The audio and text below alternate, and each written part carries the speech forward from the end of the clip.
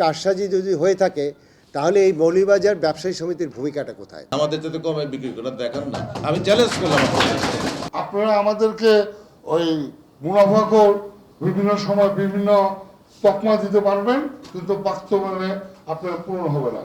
মশলা নিয়ে পাল্টাপাল্টি বক্তব্যে চরম গরম ঢাকার মৌলভীবাজার ব্যবসায়ী সমিতির কার্যালয়। ব্যবসায়ীদের ঘরে বসেই কঠোর ব্যবস্থার হুঁশিয়ারি দিয়ে ভোক্তার ডিজি বলেন, অযৌক্তিকভাবে বাড়ানো হচ্ছে মশলার দাম। কেন হঠাৎ করে এই মশলার উপরে আপনার এই মূল্যবৃদ্ধির প্রবণতা বেশি? ওই জায়গায় কি কোনো ম্যানিপুলেট হচ্ছে? তার কথা শেষ হতে না হতেই তেলে বেগুনে জ্বলে ওঠেন ব্যবসায়ীরা। যুক্তিযুক্তভাবে আমরা ব্যবসা করতে চাই, করব, এই প্রতিশ্রুতি আমরা দিতে পারি আপনাকে।